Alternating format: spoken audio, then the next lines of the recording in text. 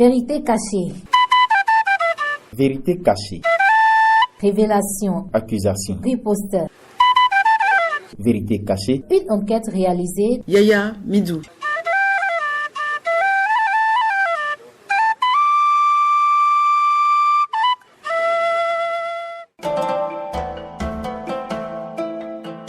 Salut et bienvenue sur Vérité cachée. Soyez francs, vous l'utilisez presque tous les jours pour vos besoins domestiques.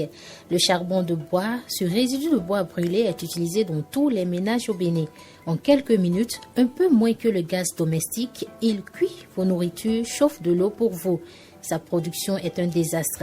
Elle est destructrice de nos arbres. La filière n'est pas organisée au Bénin, encore moins dans la Liborie. Un flou se vit dans la chaîne de production et le silence des acteurs ressort une complicité.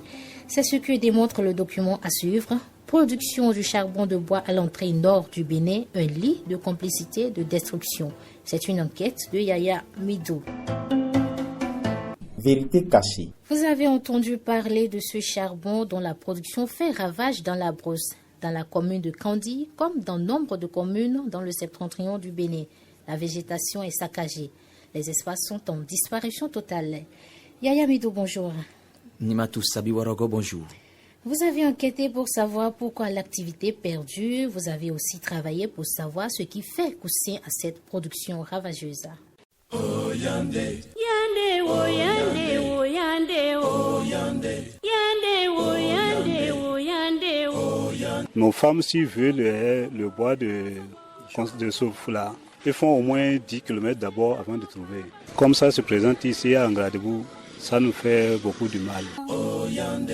Parce que les bois que nous voyons aujourd'hui, qu'on est en train d'utiliser pour laisser à nos enfants, c'est ça que les étrangers viennent détruire pour vendre. Et l'argent rentre dans leur poche. Qui sont ces étrangers? Ces étrangers, ce sont les Burkinabés qui viennent ici.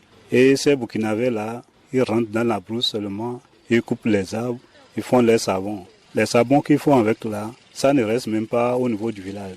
Ça se vend aux étrangers. Ce sont des gros porteurs qui viennent prendre ça pour amener d'autres au Niger ou d'autres s'en vont vers Cotonou, on ne sait même pas là où ils amènent. Nimatou Sabiwarago, comment être indifférent à ce qui est dit? Comment ne pas être frappé par ce massacre orchestré sur la flore dans la commune de Kandi? Comment rester sans sensation face à ce grotesque dégât? Les arbres subissent du fait de la prolifération de l'activité de production de charbon la fureur des fabricants.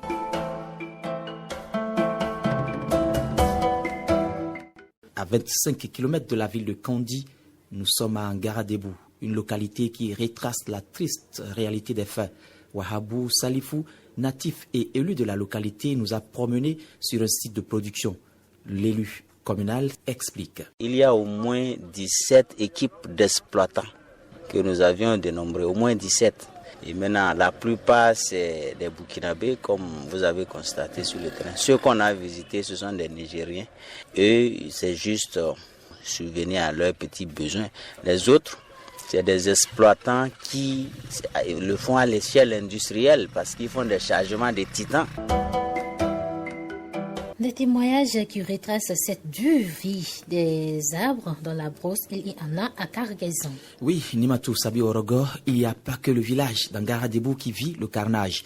Nous étions quelques jours après ce témoignage sur un autre site de production dans l'arrondissement, avec cette fois un expatrié. Nous y avons trouvé 2 hommes en train de brûler du bois.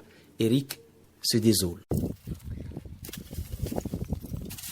Déjà, je pense que les conditions de travail sont pas terribles. On voit toute la poussière que peuvent avaler les ouvriers. Ensuite, il y a bien sûr tout le massacre écologique qui est autour, parce que on se rend compte quand on tourne autour du site que ce qui était non pas une forêt, mais en tout cas un espace où les plantations de coton, de maïs et les arbres coexistaient. Il y avait un véritable écosystème. Ça devient un cimetière pour les arbres. On imagine très vite aussi les conséquences, parce que quand les arbres ne sont plus là, l'eau n'est plus retenue, ce qui fait que les les cultures de coton ou les autres risquent d'être très facilement inondées et détruites lors des pluies torrentielles. Donc il y a tout un écosystème qui est en train d'être massacré là en ce moment. Et c'est assez spectaculaire de voir quand même tous ces troncs d'arbres arrachés, des arbres jeunes en plus, qui sont là comme des rappels. Et on se demande réellement ce que ça peut devenir ce paysage d'ici 10 ans. On imagine qu'il n'y a plus un seul arbre et c'est dramatique. Mais alors une question, les acteurs de cette chaîne de production sont-ils conscients de la situation? Nimatou Sabiwarago, je dirais oui. Propriétaires de champs, producteurs de charbon savent bien que l'activité menée est dommageable à la nature. Le désastre est incommensurable, ils le savent. Des endroits où les arbres sont massacrés, il y en a une bonne vingtaine dans l'arrondissement. Aucun environnementaliste, aucun acquis à la cause de la flore ne peut se réjouir de ce qui se passe. La production de charbon a gagné toute la brousse, les forêts classées, les aires protégées sont envahies.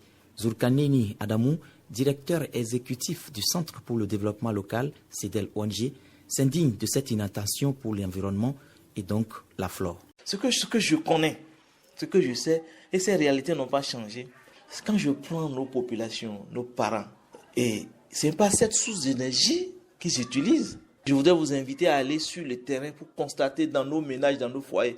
Ce n'est pas le charbon de bois que les parents, les populations de l'arrondissement d'Angaladebou de ça utilisent comme source d'énergie. Non, c'est plutôt du bois, et ce bois de feu, c'est du bois sec. Là, ils ramassent et ces bois morts qu'ils utilisent comme source d'énergie pour les repas.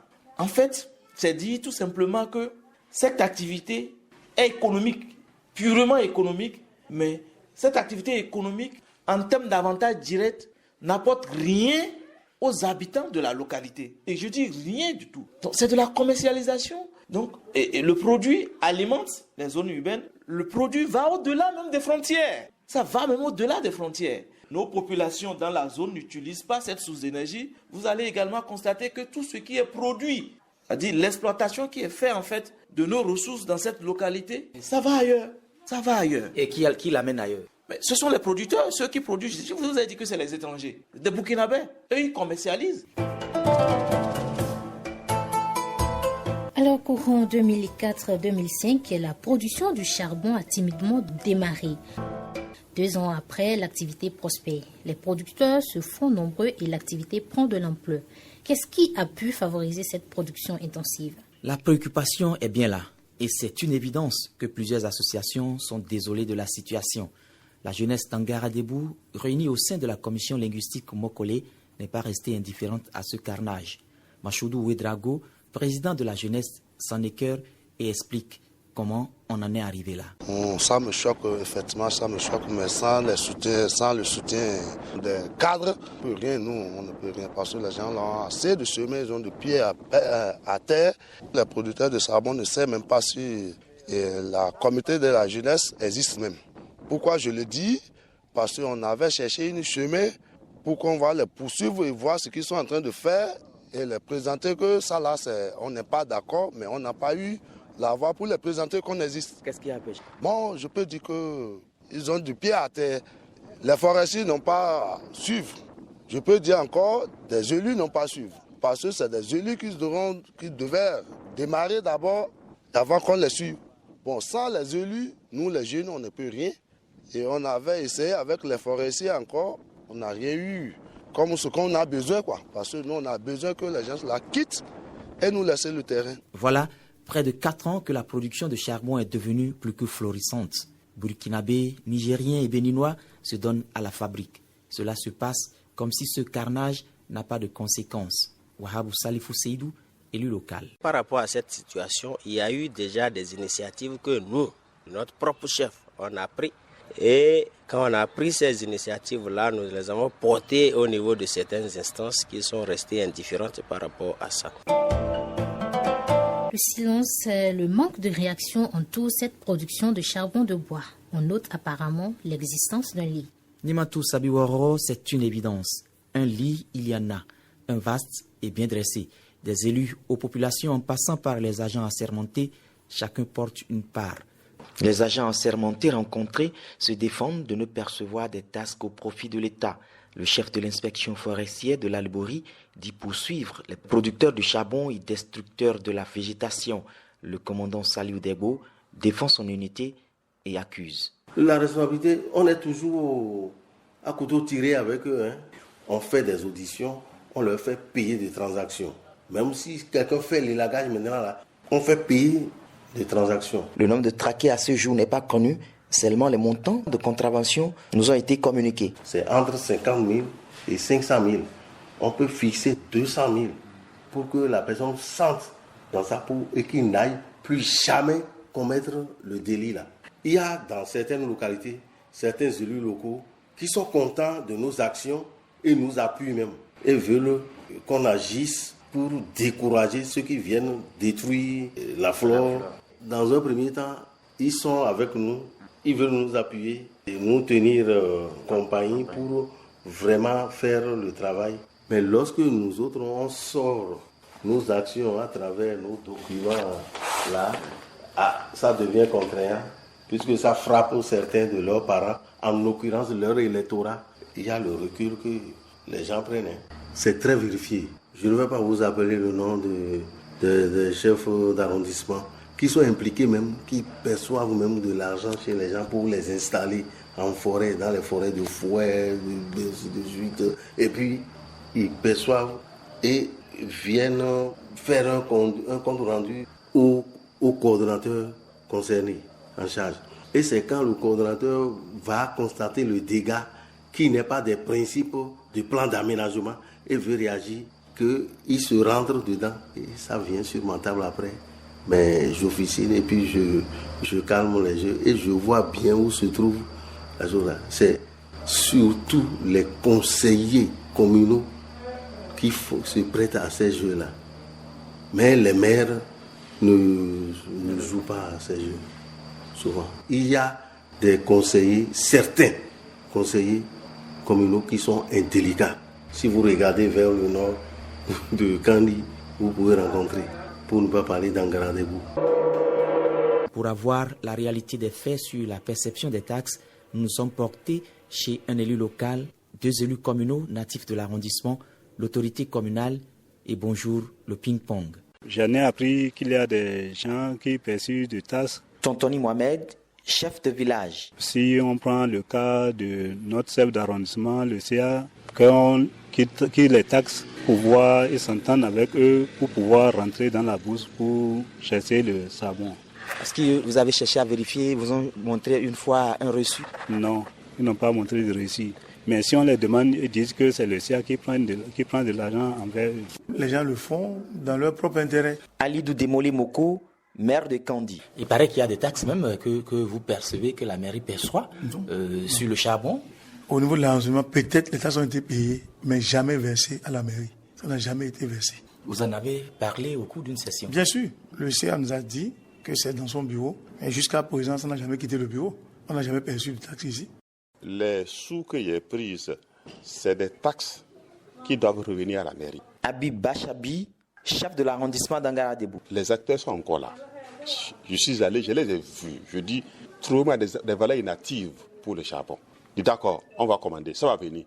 En attendant que ça ne vienne, j'ai demandé, j'ai exigé que les gens payent. Et ils ont commencé à payer. Il y a un qui a donné environ 7 000, un autre qui a donné. C'est à peine 20 et quelques mille qu'ils ont donné, qu'il a mis dans mon tiroir. C'est resté là. Pendant un an, je n'ai pas trouvé les valeurs inactives. Et il est arrivé à un moment où le cadre dans lequel je travaille, les herbes ont envahi, il fallait payer des herbicides pour nettoyer. Il y avait des actions à faire. J'ai pris ces sous-là pour faire avec. En plus de cette face économique, l'aspect politique n'est pas du moins. La responsabilité politique est également engagée. Les élus rencontrés à cet effet nous ont fait savoir le degré de leur implication dans la résolution de ce dossier charbon de bois. L'autorité communale, les 2 élus communaux natifs de l'arrondissement se défendent dans ce tir croisé. Si la population d'un arrondissement fait confiance à des élus et les envoie au conseil communal, c'est pour défendre leurs intérêts. Alidou Demolé Moko, maire de Kandi. Vous initiez une lutte contre des gens qui bradent, détruisent, n'est-ce pas, la flore. Mais si les élus, n'est-ce pas, de l'arrondissement ne prennent pas à bras le corps cette cause, vous se dites que d'ici à là, on aura des conséquences terribles. Wahabou Salifou Seydou. Écoutez, moi je suis un élu. Avant même de poser la préoccupation au niveau du conseil communal, je crois en 2015, si mes souvenirs sont bons, nous avions déploré la situation. On a fait venir une équipe de télévision ici qui a montré à la face du monde l'ampleur des dégâts. Après le passage de cette équipe qui n'a forcément pas donné les résultats qu'on attend, j'ai remonté l'information au niveau du conseil communal et malheureusement c'est resté aussi là bouclé. Alors qu'en réalité, le conseil communal devait se saisir du dossier pour pouvoir régler fondamentalement ce problème-là. Et malheureusement, c'est resté comme ça. Je ne suis complice de quoi que ce soit. Habib Bachabi, chef de l'arrondissement d'Angara-Debout. J'ai pris une initiative, peut-être que je l'ai mal prise, j'ai été mal compris. C'est possible. Avant moi, il y a d'autres qui ont pris cette initiative-là parce que je sais que le conseiller Wahab, avant d'être conseiller, dans le cadre de la commission linguistique Mokole, il a fait une émission là-dessus, il n'a pas été soutenu. Aujourd'hui, il est membre du conseil communal, il est avec moi, il constate ce que je constate. Moi, je n'ai pas été compris, peut-être que la manière... Qu'est-ce qui a fait que vous n'avez pas été compris? Je ne sais pas. Lorsqu'on veut mettre tout dans la casserole de la politique, ça ne passe jamais. Tout le monde est responsable et personne ne veut être culpabilisé. Une chaîne de complicité s'est établie et la responsabilité politique engagée. Les arguments ne manquent pas chez chacun des indexés. La production du charbon de bois et ses corollaires est connue de tous. Décideurs, responsables à divers niveaux en ont connaissance et conscience. Tous ont des approches de solutions. Nimatou Sabi Warago, chacun des acteurs a une proposition à lui. Après avoir fait le tour de quelques sites de production pour constater l'ampleur des dégâts, après avoir rencontré plusieurs acteurs et à la suite de leur déclaration, une fibre de voir les dégâts arrêtés est actionnée. Les solutions, ils en font cas. Parfois, ils se rejoignent sur les approches. Je pense, pour me résumer, répression d'accord parce que ça a un effet immédiat. Wahabou Salifou Seydou, élu communal, natif de l'arrondissement. Ensuite, diversification de nos cultures, parce que là aussi, on s'assure que la retraite est bien garantie. À travers donc des plantations, des arbres qui peuvent véritablement nous rapporter dans nos vieux jours. Je crois qu'il y a 1000 solutions, mais ce que moi je pense, par rapport à la population, avant que tout ça là ne passe, il faut pouvoir les sensibiliser, bien entendu.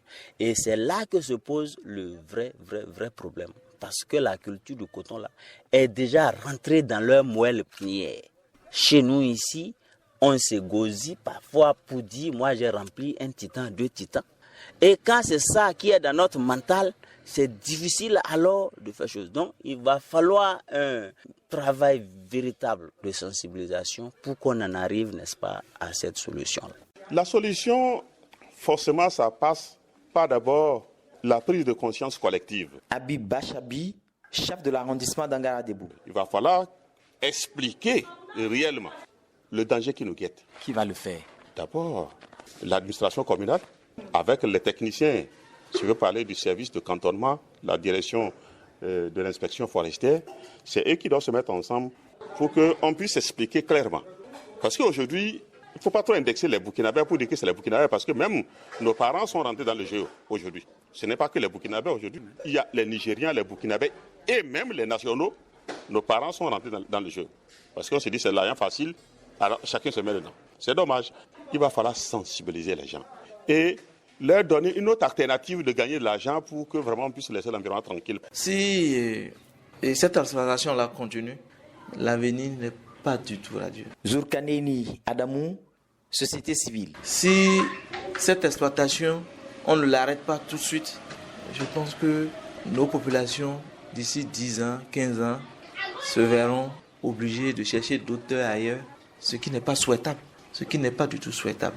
Pour moi, je l'ai dit tantôt que lorsque je reprends toujours avec ce manteau d'élu là, il va falloir que le conseil communal aille beaucoup plus loin. Et le conseil communal en fait une préoccupation.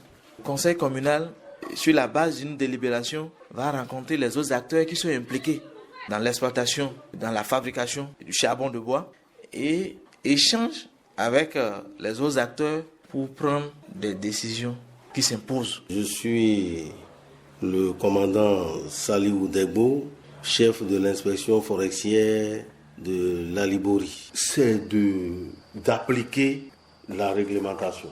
qui dit quiconque doit aller faire carbonisation, il doit être agréé. On a d'abord un agrément. C'est ce que recommande ce test jaune. On doit avoir un agrément. On doit être de nationalité béninoise. Et si on n'est pas de nationalité béninoise, alors on agit pour le compte de quelqu'un qui est de nationalité béninoise et sous l'égide de son agrément. Autant que la production de madriers et la production extensive du coton, la production du charbon dans sa forme actuelle est nuisible à la flore. Le peuplement végétatif est détruit. Au nord de la commune de Kandi, l'activité perdure. Tout le monde est responsable, mais pas coupable. Un faisceau de complicité arrose l'activité. Vous l'avez sans doute retenu. Merci à vous, Yaya Amidou, de nous avoir concocté les vérités cachées sur la production du charbon de bois dans une partie de la commune de Kandi. Merci à vous également de nous avoir suivis. Nimatou Sabirorgo à la présentation. Prenez le rendez-vous pour un autre numéro de Vérité cachée. Au plaisir de vous retrouver très prochainement. Au revoir.